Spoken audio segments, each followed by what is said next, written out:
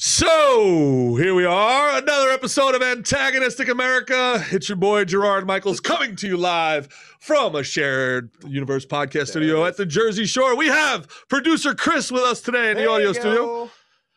And our special guest today, one of my personal favorite comedians, somebody that you guys have heard me talk about on my socials before, a guy I think is just a pristine writer and somebody who really does a great job of I consider you almost the New York comedy scene ombudsman. You are the ombudsman for the New York comedy scene. You're the guy who has the balls to call everybody out on their shit. Ladies and gentlemen, the one, the only Phil Hunt has a new special out. I believe you filmed it live at the Apollo, Phil. Is that correct? Yeah, I did actually last summer when the world was open. Yeah. So I shot about 30 minutes, 25 minutes, we'll call it. All right. Well, we'll round it up. After you've gone and bought my special, you should definitely check out Phil's. For sure, definitely. Come on, you got to at least you got to let me have the last 6 or 7 minutes of white supremacy we have left. I'm crying out loud. Get my special first, for Christ's sake. They gotta know which name it's under. Is that Gerard Michaels or Gerard? No use of my government anymore. All right? I don't even own my own name. I don't even own my own name anymore. Bang still owns my name. You know what? That's so crazy. Somebody pointed out to me about Facebook, where they're like, you know what's really crazy about Facebook is that Twitter is a username, Instagram's a username, Facebook is your real name first and fucking last, and employment. And it's like, what could go wrong here? They won't let me change it. I'm still Gerard Heron on Facebook because Facebook won't let me change my name. That's wild. Yeah, they're like, you need to provide documentation that you changed your name. I was like, here's my special where the name is Gerard Michaels. They're like, that's not legal documentation. I was like, you're not the government. What are you talking about? I need to show ID to change my name to Facebook, and somehow it's racist to show ID to vote in America. I've lost all track of what is right and wrong. Yeah, man, it's crazy. First name, last name, employer. What could go wrong here? And we sat there and typed that shit in there, and we all lost our jobs pre-COVID. Yeah, what could go wrong? Yeah. What could go wrong here? It's hilarious. And you know what else is funny about it is the irony. Like, at a certain point, professors teaching their college students, hey, you want to go on here and be very professional. You look on there and who's getting fired. It's like some 50-year-old white guy that's been in his job for 25 years, but he just couldn't hold back. He had to type that George Floyd was a thug. Oh, yeah. At 8 a.m. And it's just like, God damn, who needs to say that at 8 a.m.? Yeah. Like, I'm not even mad you said it, but it's not true. Well, it's true. I do want to thank you for coming on because, it's been brought to my attention that I am a Nazi. And a well-known white supremacist and a Nazi. So you know what it is, man. It's that people nitpick our differences, and I mean, me and you, we differ in certain places. We have different opinions, but we're more alike than we are different. Always that and way. That's what people. It's the people who lock in on the differences. That you've been called a white supremacist. I've been called a misogynist. That I'm like. I was laughing this week because, the Johnson & Johnson vaccine was only affecting like 6 women. Yeah. I think it was that it killed. I'm like, oh, it's a misogynist. We got to ban it from all the Brooklyn bar shows. It's just like, they're so ridiculous. I don't put that past them. Well, that's what I tell people, when they ask me, kind of like, when I go on other shows, and they'll be like, you kind of made your name down south, but you came from New York. Isn't that the opposite? And I was like, I really think everybody who goes to New York now to make it in comedy has it wrong. I think they're doing a 30-year-old program because there's the people don't come to laugh and they don't look for comedy. It's all about, it's not if you're funny, it's if you're on message. So when I got out when I got out of the city, it was freeing for me, man. It was freeing for me creatively, and it was awesome to find an audience that like knew that they were buying comedy tickets to go to a comedy show. Yeah, real people that get up and work every day, that they're not as offended by every fucking thing because they don't have time to be. And half the audience is not some offended Upper East Side, make me laugh clown, and then the other trust fund babies. Yeah, and then the other and then a lot of the audience in New York at times is other artists. So it's like, oh, you think you read Noam Chomsky and you think you fucking know what you're talking about, and you're gonna tell me right? You're gonna tell me how my job is done. Exactly. But there's some real people in New York, and I think it's just that. Like I did a show last night in Astoria at Arcadia Bar out there, and real people, I had, I want to say like 4 Black women, like, a couple Asians sprinkled in, and like 10 real white dudes, like beards, like not ironic beards, real. I get up and go to work every goddamn day, beards. Human beings. And all of them laughing at the same time. So people, man, and that's you coined a term when I was on your podcast. You coined a term that I've dude, it was so brilliant, and I've used it so many times since. You called it "agree with me" comedy. Oh, dude. And it's so, dude, it's so true. And it's my fucking pet peeve.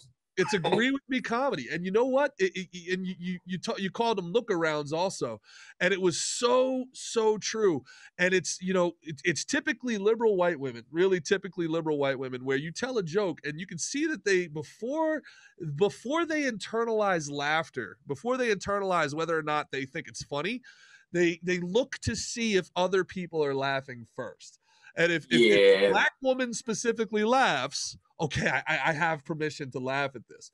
And if they don't laugh, or God forbid, if you pick on them a little bit or go after something that's, emotionally important to them, they won't let it go the whole rest of your set. They will do everything possible to submarine the next 20 minutes you are on stage. So do you like?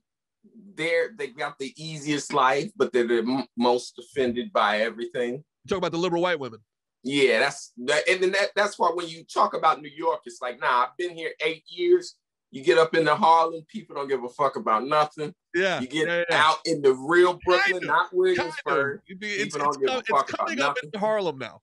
But those Manhattan trust fund doorman babies, they're gonna tell their doorman on you. Yeah. Yeah. But even I gotta tell you, I think even worse than the trust fund babies, Phil, are the people who didn't fit into Walmart America. The person who was an outcast in Walmart America and then moved to New York or LA or San Francisco to be around their people, and then all they do is shit on normal everyday that's the worst person. Like, I'll say it. I mean, this is too hard. This is in the area of, but not quite what you're talking about. But there was this gay Black guy on Twitter, and the day DMX died, he's pulling up like homophobic lyrics. Yeah. Now, honestly, love DMX, but sometimes it got kind of crazy to where you're like, hey, man, he sound very interested in gay sex. He was very much, he was very clear on the fact that he would never go down on a woman, but he would much appreciate a man going down on him. I wouldn't describe it exactly like that. He did. Those are his words. But it came off very much in a way of like, hey, man, nobody mentioned that. One of the lyrics is... Producer Chris doesn't believe me. Pull up the lyrics. It says, oh, yeah, I'll tell you one of the lyrics is, one of the lyrics is D to the M to the X. I heard you guys are having sex with the same sex. Yeah. And it's like, DMX, hey, man, I don't know if you know this, but that sounds very much like you're looking to get in on the orgy, on the gay orgy. I know. I just lost a follower the other day, and he was one of those followers that had to make a big scene on the way out. He was a gay man and apparently a communist. Why he was following me to begin with. Cool, boy. He held on for a while. I know. Some mornings I wake up and go, God damn it, Gerard, it's 9 a.m. Yeah, I'm not a big fan of commies, Chris. Not a big fan at all. And you know, and unlike everybody else, I don't tolerate their shit. I let them know how pathetic and horrible they are. So this guy gets into it about, you know, I don't know, for some reason, you know, being a gun-toting Nazi like I am, you know, you know, he somehow equated it to enjoy the last few years when communism takes over, you know, people like me will be eradicated and stuff. And I was like, okay, well, that doesn't, it's nice that I'm the Nazi, because that doesn't communism. Like how old is this motherfucker? Yeah, he's like 39 years old, lives in Brooklyn. He probably works at that's so funny that's like his dream. Yeah, no, dude, this is a real thing with these people. And then I described to him, I was like, bro, you know, the funniest thing about this is I know more about your history than you do. You know, in communist countries, try to be gay in a communist country. Try. It was 5 years hard labor in the USSR. It was 5 years hard labor in the USSR. Che Guevara in Cuba lined you up and just shot you in the back of your head. Right now, today, in China, everybody's favorite country, they'll put you in a re-education facility. They will make you pray. Yeah, they silence people. Yeah, they disappear. The guy from the Houston Rockets, Daryl Morey, that, you know, last year he said something about China and freedom of speech, and they lost their shit, pulled out of all the NBA, and the NBA lost like millions of dollars because that was the end of me giving LeBron the benefit of the doubt too. They were drawing him with like the communist hat on. It got crazy, but it was like, yeah, man, you don't want to fucking play around with China, man. Yeah, dude, and that was really when we really should have known. That was the moment when LeBron James made a tweet chastising somebody for being pro free speech and pro democracy.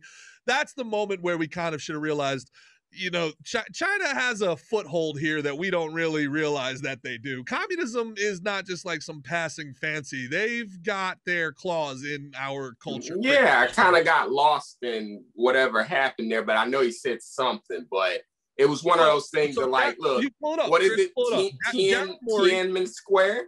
No, well, like, so that's a real thing. They kill their own fucking citizens. So, and I mean, I think we've already discussed the irony of Americans jumping on Twitter to say how we live in a fascist society. It's like, you wouldn't fucking be able to type that in a fascist society. The crazy thing is, you got rid of Trump because he's a fascist, and now you brought in the good guy who silences everybody. Oh, that's my favorite thing now. It's like when racist shit happens, everyone just looks around because there's no one to blame anymore. There's no boogeyman. There's no big bad orange man. Oh, blame it all on him. And that's what killed me about Trump, is just that, like, someone can't be both dumb and the smartest motherfucker ever, of like, oh, he invented racism. And it's just like, you're giving him so much credit. Personally, I think he's an idiot. So I stay there of like, oh, is he dumb, or is he so sinister that you have to get rid of him immediately? Yeah, that's a great point. You know, my thing to that level was always, you know, it's the, and this is the thing with like the American leftist, the liberal, whatever. And this is something that wasn't like this when I was a kid. The idea of intention means more than action. The idea that, okay, as long as my intention was right, that it doesn't matter what my actions are. You know, the concept of, you know, I'm going to eliminate racism by being as racist as I can possibly be to everybody. It just doesn't make sense. A little bit. It comes back to like, wait, what? Yeah, I don't understand it. It's like, dude, sometimes I think we think it's race, right? Of like the breakdown, but what I've been feeling like lately is that I'm just fucking old. Like, I don't understand the kids at all. Yeah. To where I'm like, okay, like they started putting the pronouns in their bio, right? Yeah. But I thought that was for people who identify as something other than what they are. But now you just see regular ass people being like, he, and it's like, kind of obvious, bro. But that's the thing. It's to tell the world that they identify as a progressive. It's to tell the world they identify as a Democrat. It's a gang fight. And yeah, they don't have to do nothing, you know. Yeah. But I do like, my favorite thing about or white conservatives is what I'll call them, for lack of a better term. But my favorite thing that you got, that, well, I should say you, because you're more in the middle, libertarian, but My favorite thing that these guys say now is lefty liberal. Like that shit feels like a slur. Yeah. When I hear it, I just immediately start laughing. Especially the guys with the Confederate flag. My favorite guys are the guys that have the back the blue sticker and the don't tread on me sticker. Those like liberal is like they've had enough, but when they drop lefty and liberal together, that somehow the dude slur. Somehow lefty, and it has a hard R. Like there's a hard R and that's leftist. There's a hard R in there. Is that what it is? Just a hard R? This lefter. They're also found in the N-word and at Papa John's. Yeah. It's a Southern trait, man. Now you're from Indianapolis, so you got that Midwest feel. And they do this in the Midwest too, man. They figured out a way to say bless your heart, and they're telling you to go fuck yourself. Yeah. See, that's another. You know it. You're right. That's the Southern hospitality of. That's that. Motherfucker, I'm being nice, but I don't mean any of this shit. Yeah.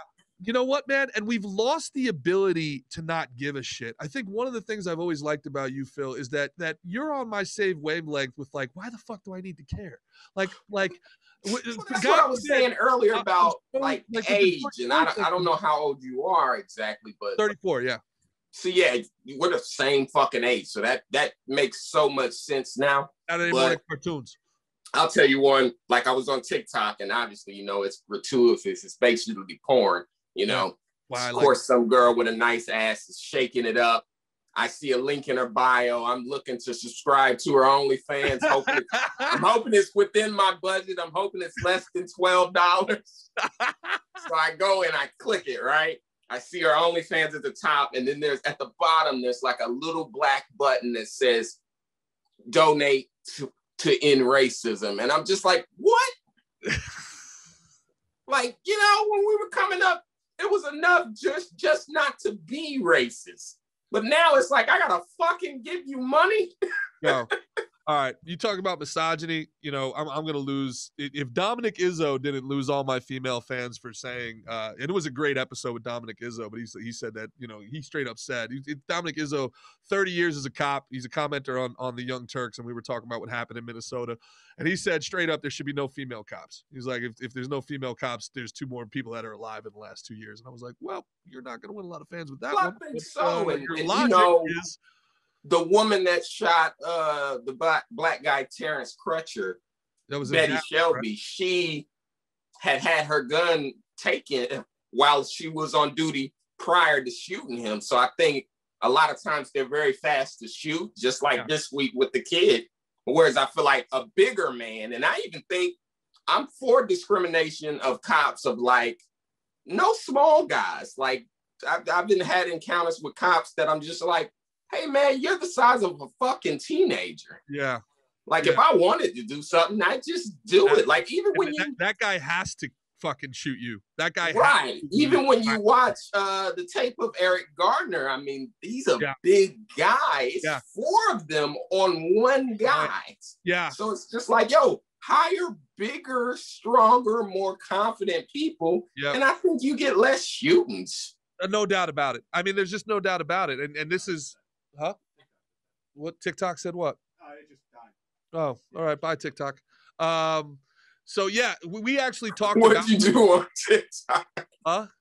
What'd you do on TikTok? The battery died. Yeah. TikTok will boot you.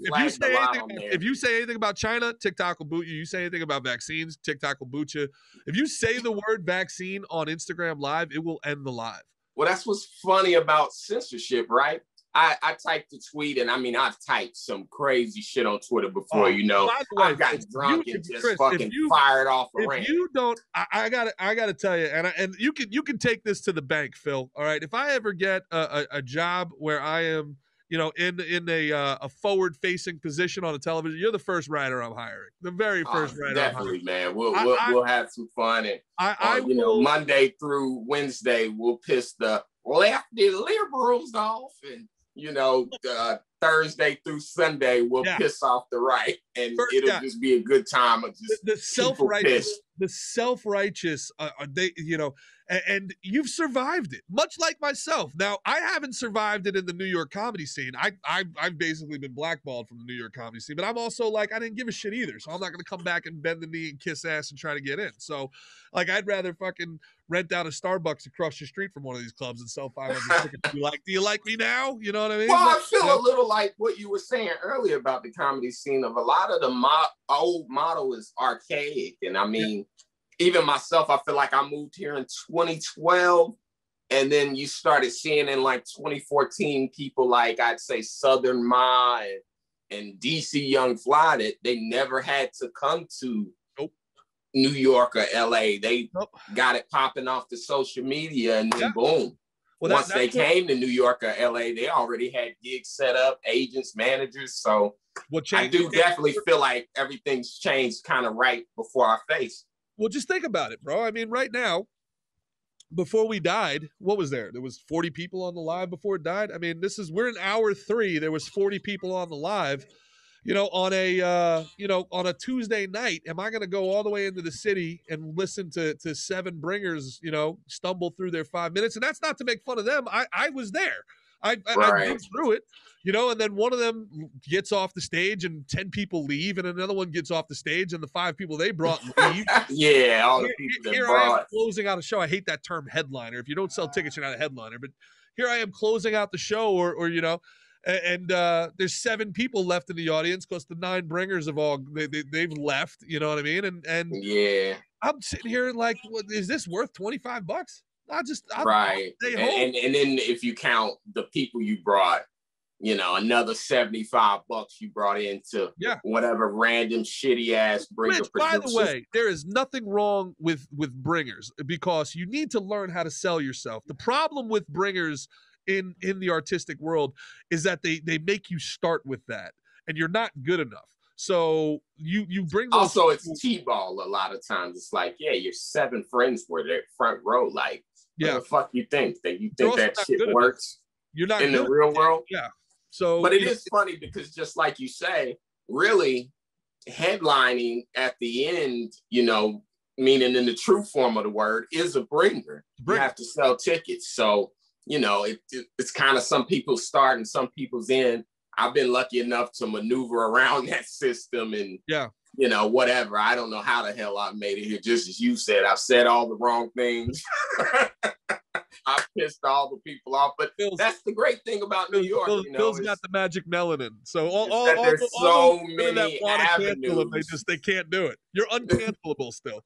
Oh, they try. Trust me. You know, there was those peak years of 2013, 14, where white women somehow disconnected themselves from white men, and it was just like, what?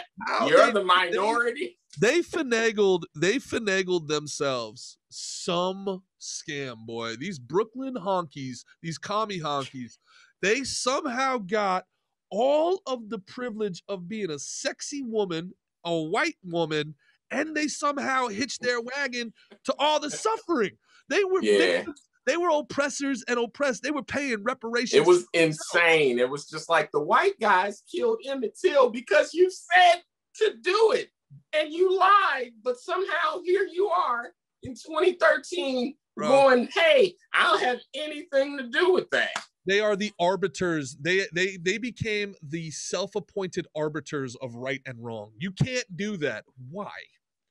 Yeah, I'm glad all the Karen videos over the summers, the last 2 summers, all the Karen mixtapes have brought that shit back to where it should be, of like, hey, shut up. You and white guys are the same. When black people said racism, we are not even.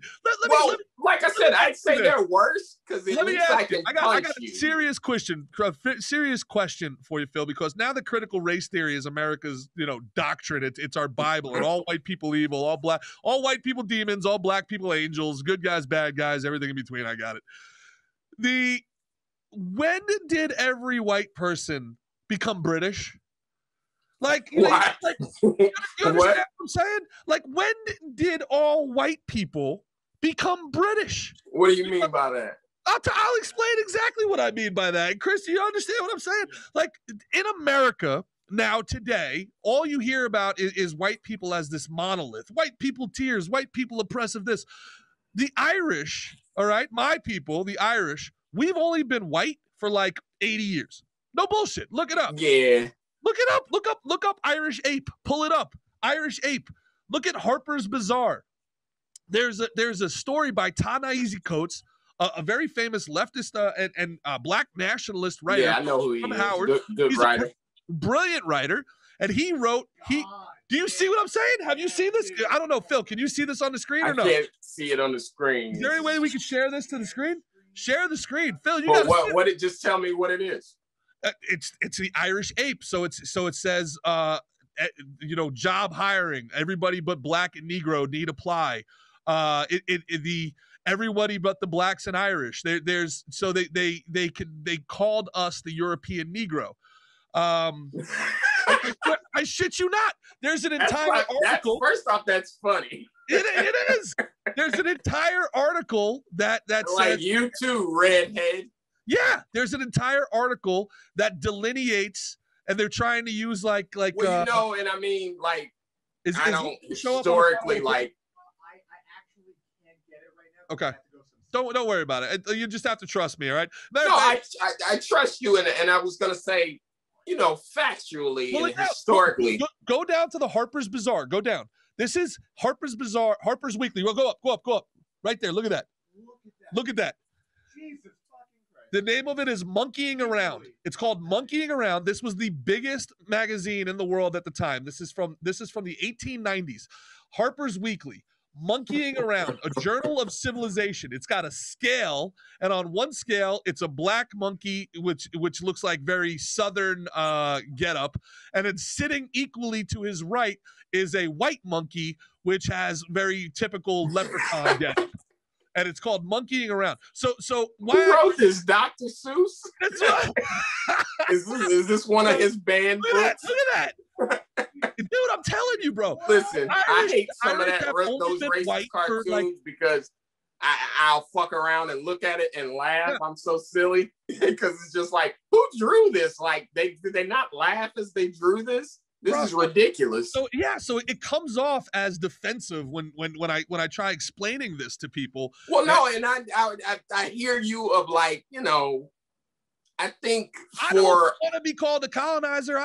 First of all, I don't have any white guilt. I have none, and it bothers people that I have. That's no funny. White like guilt. I was sitting in Harlem over here in the city, and Frederick Douglass. There's a statue of him, and there was a white guy sitting there, and it's like a fountain. And I was just thinking, did you come here to cleanse your guilt, motherfucker? Like, this is the last place if I was white that I would sit. And they got like quotes about slavery all around them. So it's just like, hey man, you don't have to stop here. Can you charge the phone while we're here? That's like, funny as hell. It's dude. Okay, but I'm sure he was sitting there purify yourself in racism on his phone.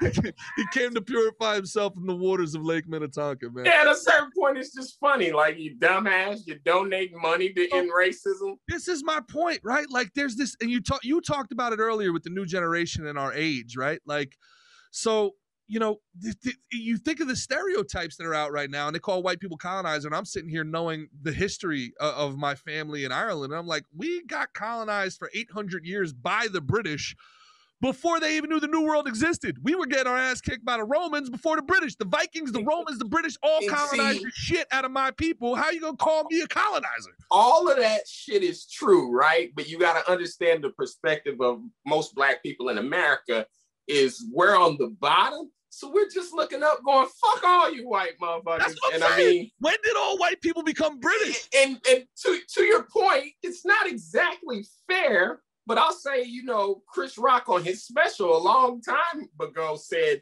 we don't have time to dice white people up into groups. No, we have to. No, that's so what happened is we're all looking at all this going, you are very obviously mad. I don't care if you're Irish. Fuck you. No, that's fucked up. Because I can help you with this. I'll admit I can help you, but I can help Black America with this, Phil, because there's a very specific white people you are mad at, and you have every right to be. You're like, let me help you catch the British. You sound like O.J. Simpson. when he said, I'll help you find the real killer. And everybody went, look in the mirror, motherfucker. The real killers. If the glove don't fit, you don't feel like it fits?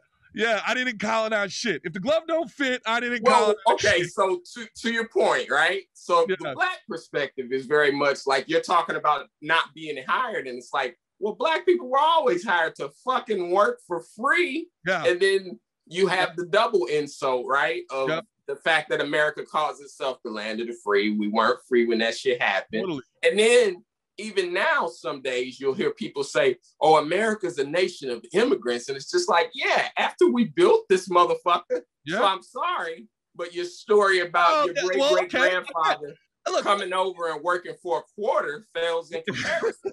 We built this motherfucker. Black people get very angry whenever you challenge their monopoly on suffering. So I need to. It's fucked up because it's not a position we want. It's just the truth. I think we wound up had it pretty bad out west.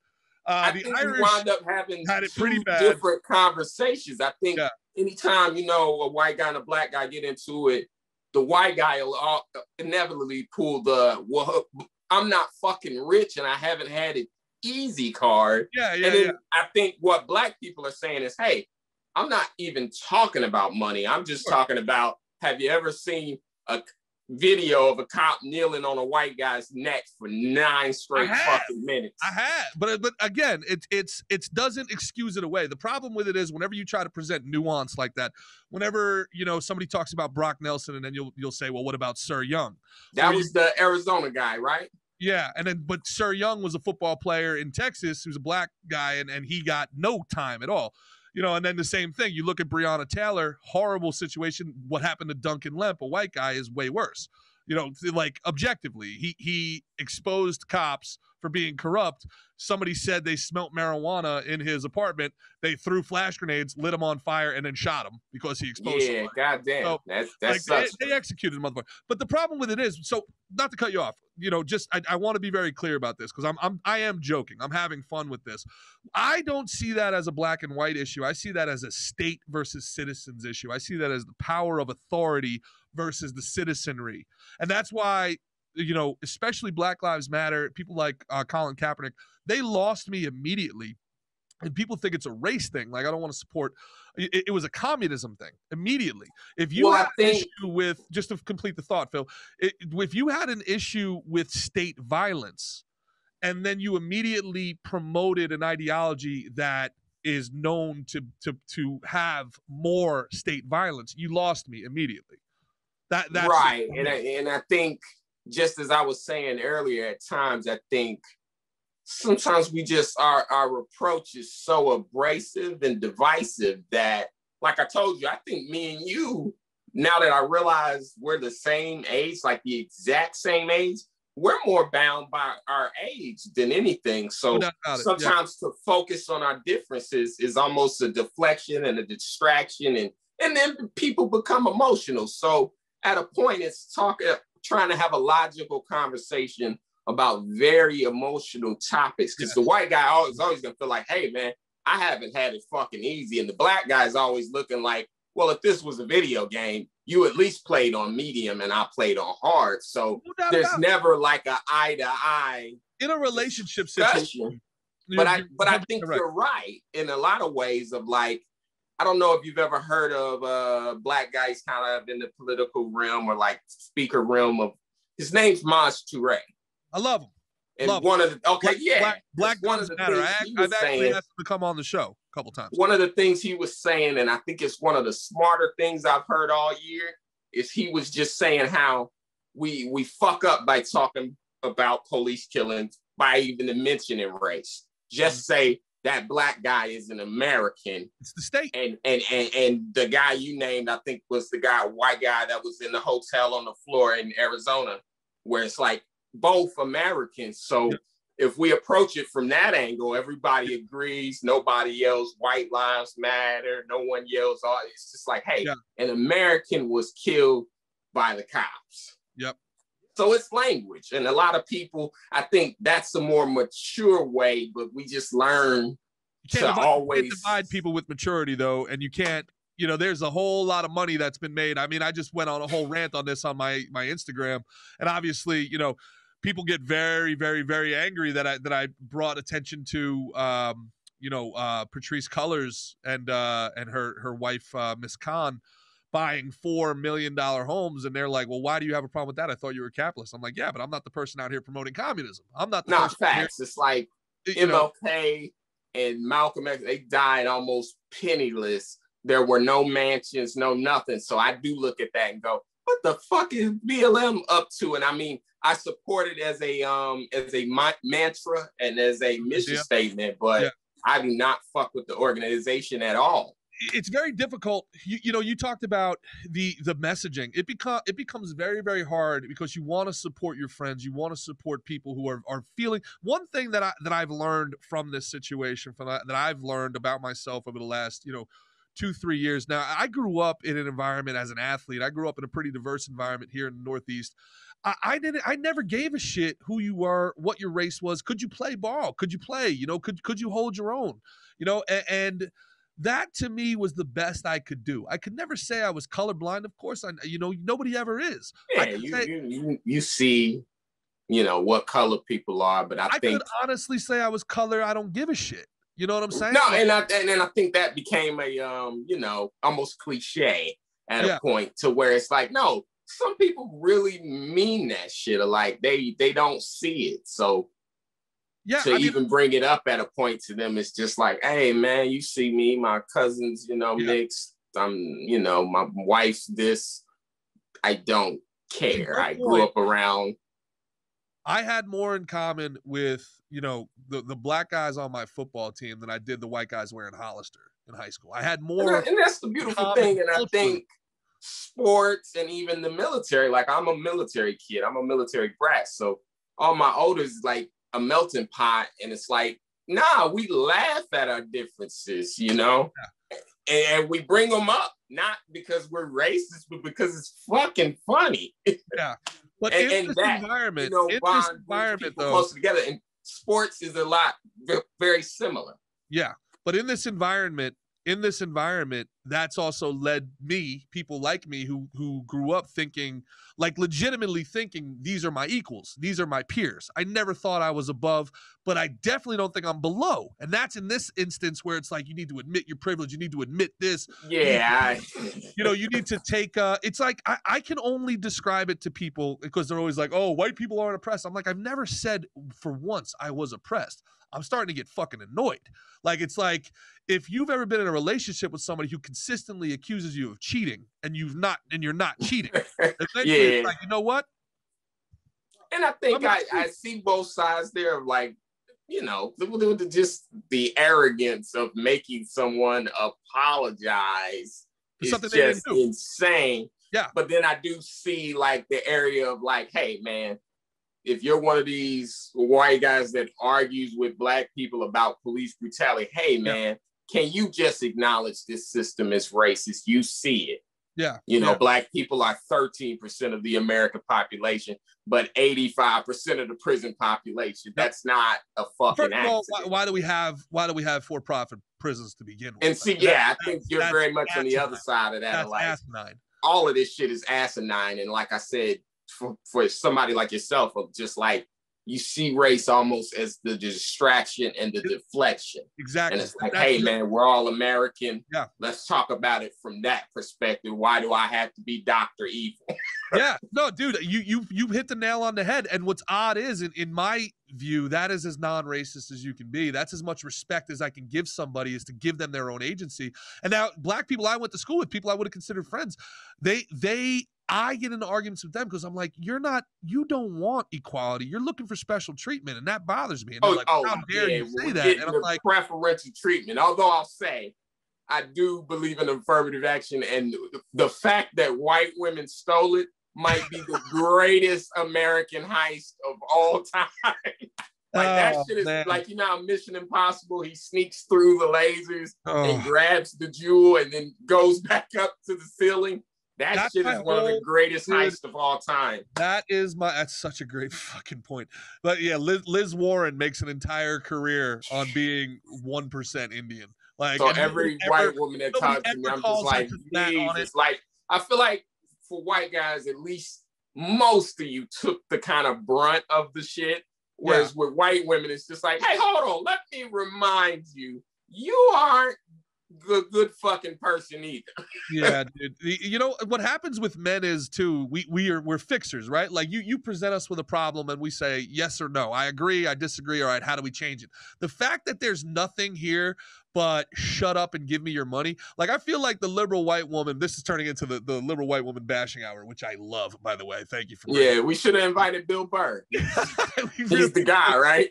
Like, they are divorcing America. Like, Donald Trump was it. Donald Trump was the last straw, and now they want a divorce with America. And if you think about I wouldn't say that, though, because what was it, 49% of them voted for him? Was it really? And I had to laugh because people got mad, and I go, y'all mad at white women for white womaning? Yeah, like, they love white men.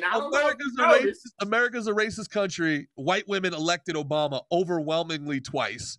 And then they just hated Hillary because she was unlikable. White women did not know Hillary. Yeah, she got cheated on. She was embarrassing to the woman, female race. With the hot sauce. It was horrible. But to me, it just feels like a divorce. It's like they want you to shut up, they want you to leave, and they want you to give you all the money. It's a divorce. Write the check, shut your mouth, do what I tell you to do. Well, a lot of it is just do what I tell you. And that's it. It is just fucking funny, man. Like I told you, I feel like I've aged out. I honestly seriously consider, like, hey, drag me out back and shoot me now, because this shit, it doesn't get better for me. No. It only gets worse. Like I said, when I see donate to end racism, I'm like, do you think I don't fucking recognize a scam when I see it? That's how powerful they think their pussy is. They think their pussy can end racism. Hypothetically, when I say donate to end racism, what pops into your mind? Because in my mind, I'm like, what are you going to do? Buy all the sheets before the Klan can with my money? Like, no, that's it. They think they have especially attractive women of any race, right? But specifically attractive white women, I suppose. But attractive women of any race, they are so used to getting whatever they want, whenever they want. They can't handle disagreement on any sort of a level. They just can't. They're just so used to getting what they want whenever they want it. So you have a situation here where, it's pussy privilege. Patrice O'Neill's talked about this, I mean, at length, right? So people that don't know. Yeah, he's a professor in it. It's pussy privilege. So they literally, and in politics, there's always debate. In politics, there's always yes, no. They just are so used to getting whatever they want.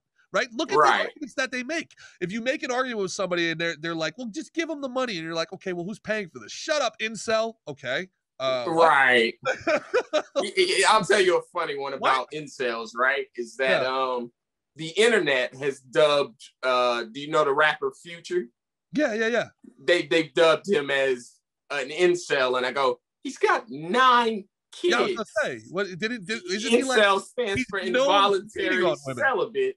Yeah. This guy's not celibate at all. How did you make him the face of incels? I'm so sick. Look, I'm so sick of it.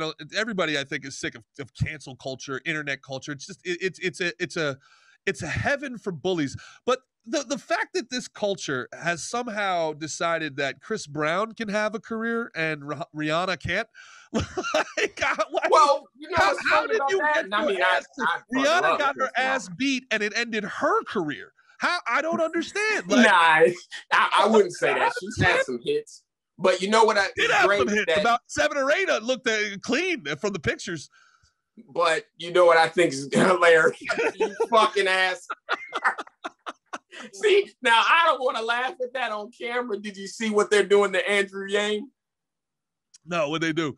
I'll send you the latest thing, which is great. The whole thing about him pretending to be a New Yorker is just fucking hilarious.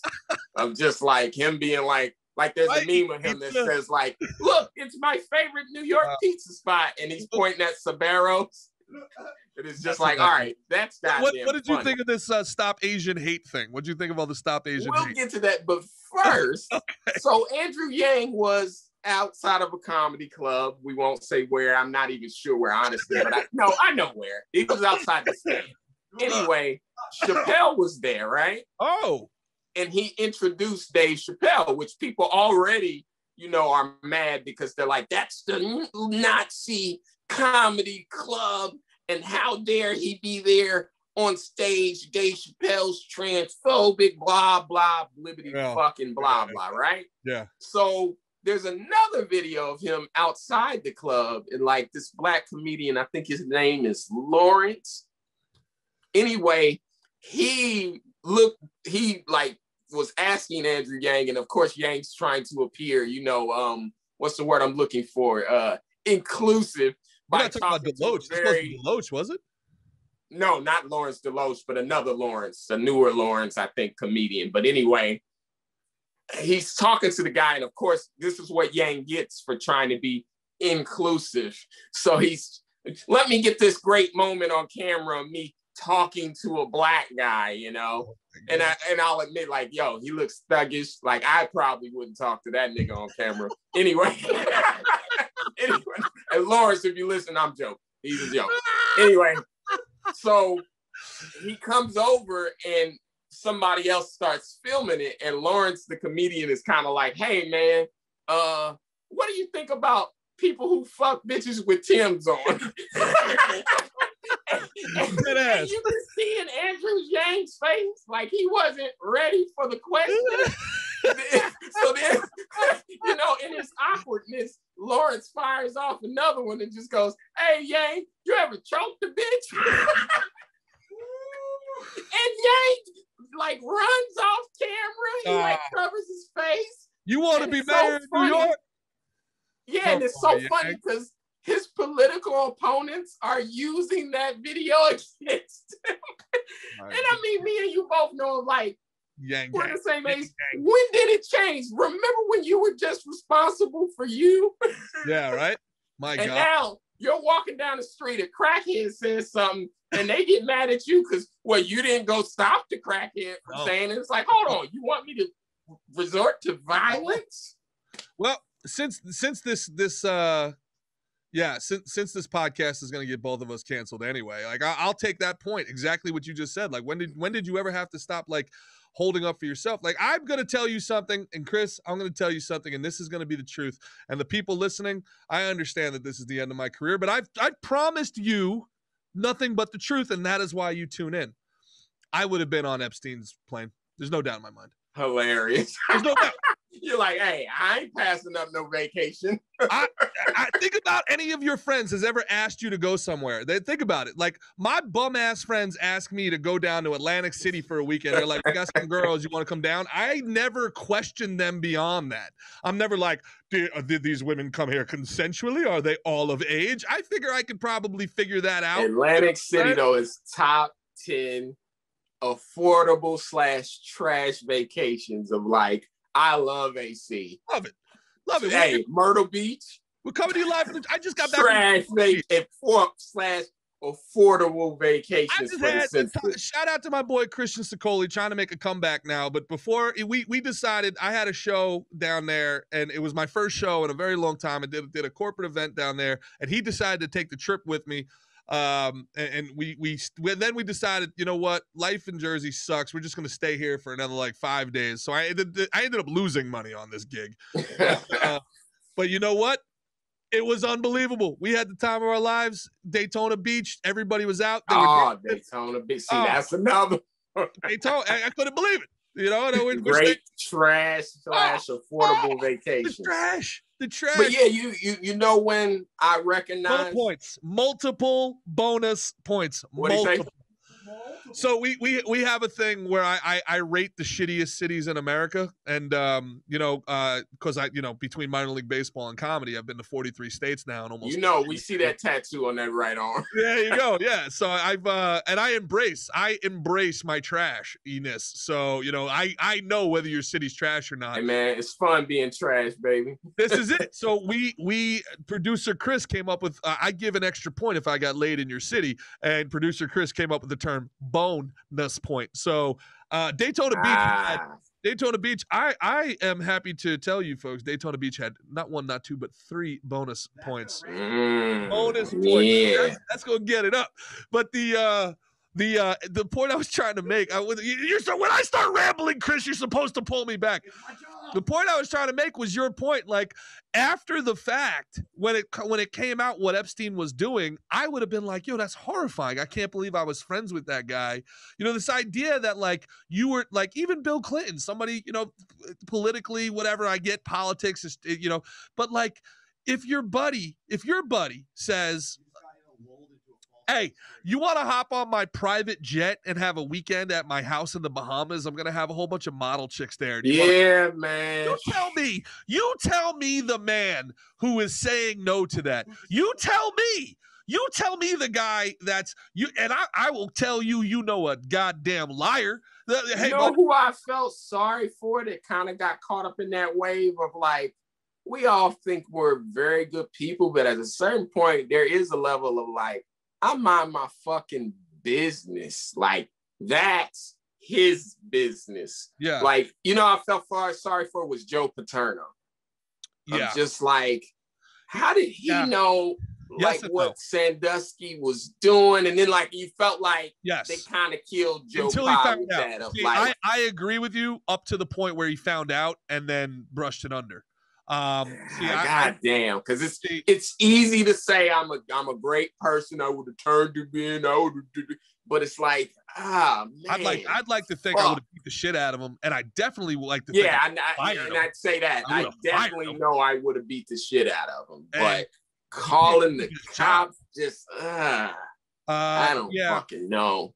But I'll say, to your point about Epstein, you know who I felt sorry for in that shit was... Well, before we go forward on that, I want to be very, very clear that I am anti-pedophilia. It sucks that we have to say that. I want to be anti-pedophilia as well. In fact, I would like to think if I saw a girl and I was like, that girl's young, that's not the girl I would have hit on. It's my understanding that the island was full of women and not all of them were underage. So I'd like to think that I don't personally find young girls attractive. So I'd like to think that the girl I would have hit on, at least Epstein left the country. R. Kelly was just like, nah, I'm gonna do this shit right here where I live. The R. Kelly thing was crazy to me when they were just straight up. The R. Kelly, that was nuts when they were just straight up like, did anybody know? And they were like, yeah, everybody knew. And they were like, well, why did anybody do something about it? They were like, he's worth $1 billion a year to Sony. It's one of the greatest songwriters of all time.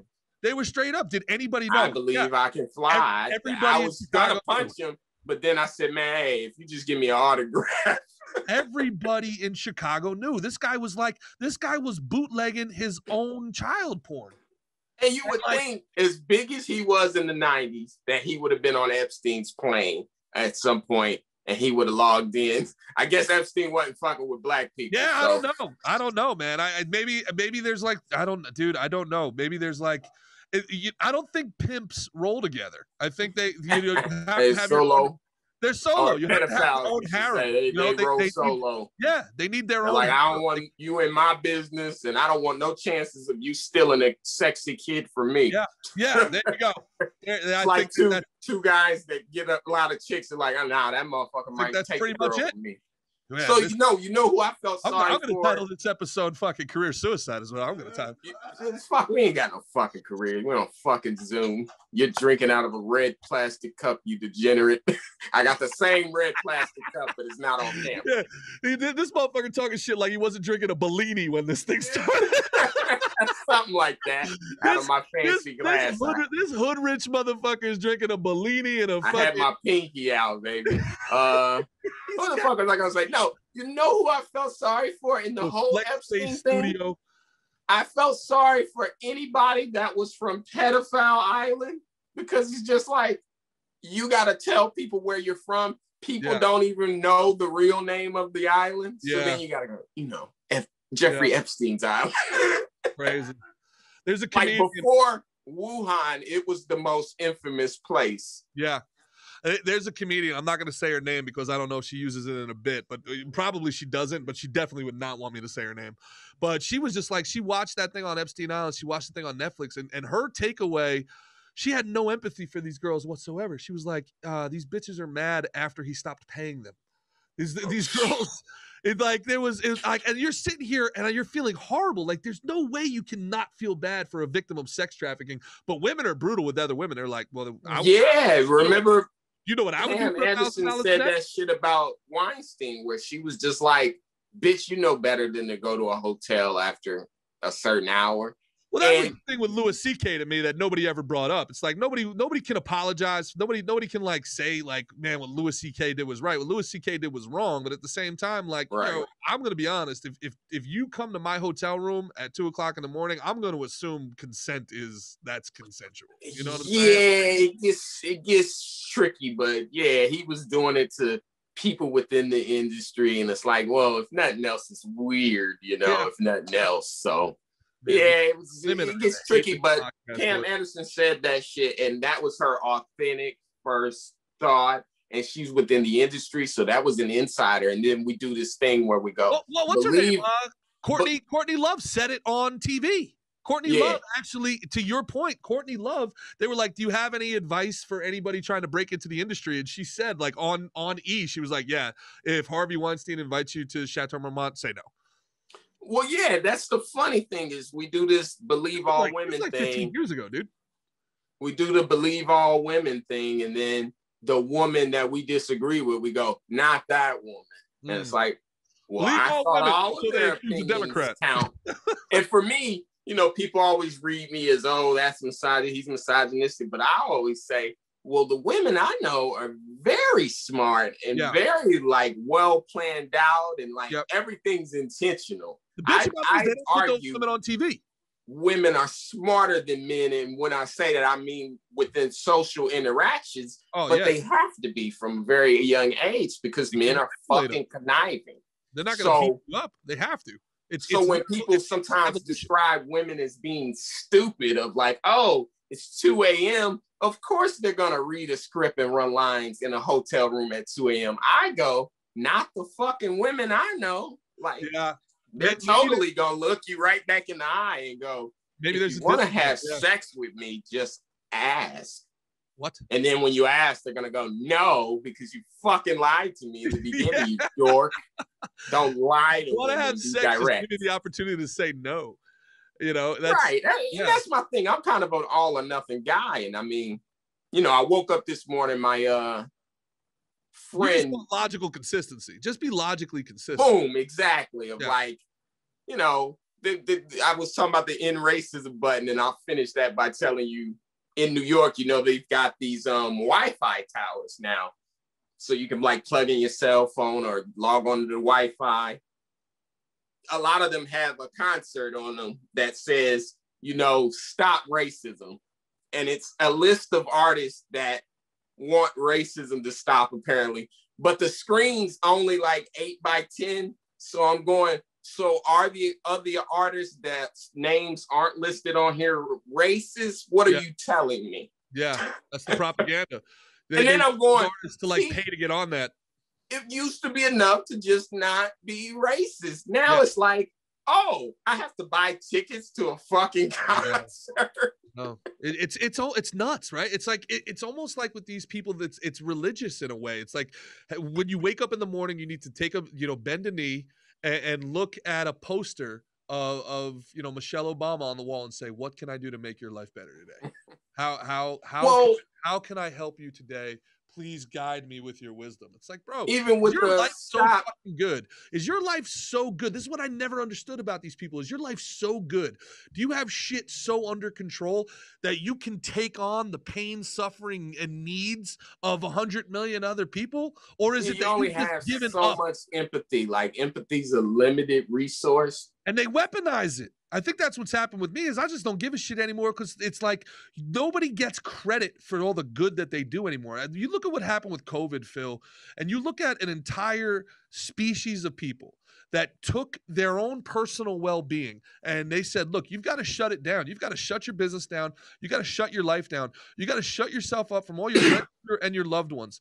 And you got to do this because your neighbor might get sick if you don't. And everybody on earth did. We're good people. All of us are good people. Most of us did. But Mostly. Nobody gets credit for being a good person. The reason why this communist shit works, the reason this Marxist shit works, the reason this white guilt pressing stuff works is because most people don't want somebody else to feel pain. Regardless of skin color, regardless of where you come from. I don't want my friend, my brother, my cousin, my neighbor to feel pain. I want to help. So you're able to then weaponize these people's empathy. You're able to weaponize their compassion. That's why, honest to God, I hate these communists the way I do, because they take the absolute best of people. They take the best of us, our compassion, our empathy, our willingness to sacrifice on behalf of the common good, and they use it fucking against us. And that drives me out of my mind. Hey, man, donate. You don't want to be the only person that didn't donate to stopping the Asian hate or whatever. And you go, where how the fuck's money going to stop a random person? How's money going to stop a random person from smacking somebody in the streets? And just like, fucking stop it, fraud king. Yeah, we still don't know if Sean King's black or white. We're just like, what? I love it. Yeah, Talcum I love the names that the internet is giving him, though, like Talcum X. Yep, Talcum X. It's like, you deserve ridicule. He's another guy. $4 million he's raised, and there's not a dime has gone to a single business that's shut down. Say what you want about Barstool. Say what you want about Dave Portnoy. The son of a bitch put his money where his mouth is, and he helped some of these businesses that went under, man. And black people are still being shot in the streets, and Sean King's just at home counting money. It's insane. And I'll say this, like what I was saying earlier about waking up today was there was a mass shooting in Indianapolis. That's where I'm from. I have a friend that worked at that. Is kind of hood, by the way. People don't realize Indianapolis is tough. Yeah, there's some parts of it, you know. Yeah. Every inner city's like that. Cleveland didn't give up. Hilarious. But we're not tough enough to be Cleveland. Like everyone acknowledges Cleveland's tough. Yeah, whittled down teeth in Cleveland. And you got St. Elmo's, the best steakhouse in the world in Indianapolis. It's the best steakhouse. Right downtown, man. That is a good spot, man. God. Yeah. So Phil, we got 2 minutes. I want to leave you with one thing, and then I'm going to let you finish that point, but I do want to let you know we've only got 2 minutes. Cool. I want to leave you with one more thing, and then give you a plug. So just to give you a heads up on how much time we got. So please continue the thought. Cool. So I'll finish that story. Yeah, there was a mass shooting in Indianapolis at FedEx. I had a friend and an old roommate that works at FedEx still. So I was trying to figure out, like, yo, you alive? And one of my other buddies was calling me crazy. Yo, I don't think he's alive. And I'm like, dude, he's probably asleep. Like, it's okay. Anyway, sure enough, he checks in with me. He's like, nah, I'm good, but I'm certainly going to milk this thing. But anyway, my thought was with the week that we've had with the cop, mistaking her taser for a gun, just like, if the cops just shot everybody, nobody'd have an issue. Like this mass shooter, he shot himself, right? Yeah. But I'm thinking if the cops went there and mistaked their taser for a gun and shot him more, there'd be no argument of when you, run a basic traffic stop and wind up killing a guy. It's like, kill everybody or don't kill anybody. Dude, I'm a gun enthusiast. I go shooting all the time. There's just zero chance you can mistake a taser for your firearm. Yeah, she's clearly lying. It's like, honest to God, it's almost like mistaking a firearm for a Nerf gun. Well, like somebody said, it's like you took the gun off safety and you didn't realize, this is my gun. There's no safety on a taser. Yeah, I don't get how this is a polarizing thing. I don't get how people are like, well, he shouldn't have resisted arrest. But then at the same time, sit here and then talk about how the government's restricting their rights. We're all going to have to resist arrest at some point here, guy. Like, if they keep and not just resist arrest, but just like I'm saying, if you shot the guy that, I don't know, argued back with you during the traffic stop, and then you shot the mass shooter too, and then you shot the looter, and you shot the crackhead that stole the computer, nobody'd argue with you. It's like, hey, there's shoot everybody. There's too much variance between whether the cop is good or not, whether the cop is and there's too much variance between who they shoot. They tend to shoot all the wrong people. They shot the 13-year-old kid in Chicago, and it's just like, okay, cool. And I mean, that's fucked up, but now shoot the mass shooter. Shoot the guy that you got the call that there's an active shooter and he shot some people. we have to go to a place where they have non-lethal, or there has to be different tiers of cops. I mean, we talked about this. If you guys want to learn more about this, I talked about this at length in Dominic Izzo. You can check out the Dominic Izzo podcast. We talked about this at length. But Dominic Izzo agrees with you, Phil. And this is a guy who was 30 years on. This is just not a mistake you can make. There's certain to use your guy Chris Rock. Certain people can't make mistakes. A pilot can't make a mistake. There's certain people you can't. Or like I said, all are fucking nothing to where it's like, we shot the mass shooter, we shot the looter, shot the child. Get jaywalking, get on the ground. But that would solve it's all or nothing. Or we don't shoot anybody. The double standard. I mean, when you look, at other countries, like I saw a clip of a guy in Germany, a cop, right? Yeah. He's at the bottom of an escalator, and as people come down, if you don't got your mask, he's taking his baton and he's fucking whacking you. And it's like, that's what we need. You know, he wasn't picking or choosing, small or tall, black or white. He was just standing there. If you came down and you didn't have a mask on, he whacked you. Yeah. And that's what we need. Well, I honestly have no idea whether you're joking or not at this moment.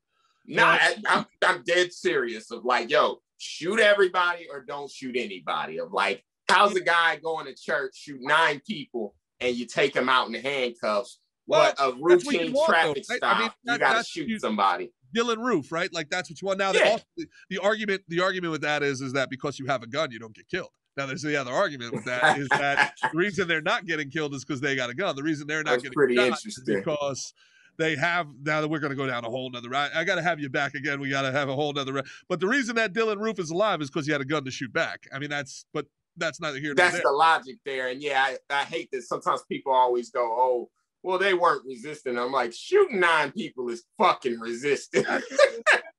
That's pretty much there.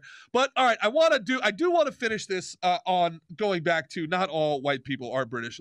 Just to go over again, if we go over stereotypes here, that white people don't season their food, it's nonsensical. I mean, come on, you ever had Italian food? You've ever had Portuguese food? You've ever had Greek food? I love that that's your gripe. You're like, that really pisses me off. Black people, you guys got to get better at dodging bullets. I don't like that people make fun of the way we cook. So it's basically 50-50. It's the same. We're talking the same thing. But well, you know what's funny about that? You guys are mad at the British. Why don't there is no such thing as white privilege. They did start America. British so it's privilege. Like, fuck them. I want to make this a trend. I really want, because the Brits are more than happy to be like, no, it's all of us. We all need to take off. No, we don't, motherfuckers. It was you. You did this. You found this place. You were like, hey, is anybody using this? Nah, I call 5s, and you took it. It's yours. That wasn't. Well, I think black people's gripe didn't come over here and do that. Black people's gripe with all white people is just that, okay, you're gonna blame it on the British, cool, but you came over here and you didn't necessarily stop it. You were a lot like Andrew Yang when he got asked, hey, you think you should keep your Timbs on when you fuck a bitch? It's not true. We were down in the same. This is my whole thing, bro. Like, did we have it as bad as Black Americans? No, we did not. But we were not high on the hog, damn it. That's how the feminists are getting rid of Andrew Yang. They're like, hey, when he asked you if you choked a bitch, you didn't say no. You smiled goofily and ran off camera. When you run for mayor and somebody comes up to you and they're like, Phil, you ever choked a bitch? What are you going to say? That's what was hilarious. Listen, let me say that I don't care. I find it funny. It's the easiest answer in the world to me. To me, it's the easiest answer in the world. It's just no chick that didn't want me to. Well, yeah, and that's of course the loophole that the girls are using now, and they're bringing their assault stories in and going, he perpetuates toxic bro culture. We've got to wrap this up. I got to have you back again, Phil. I love talking to you. Good times, bro.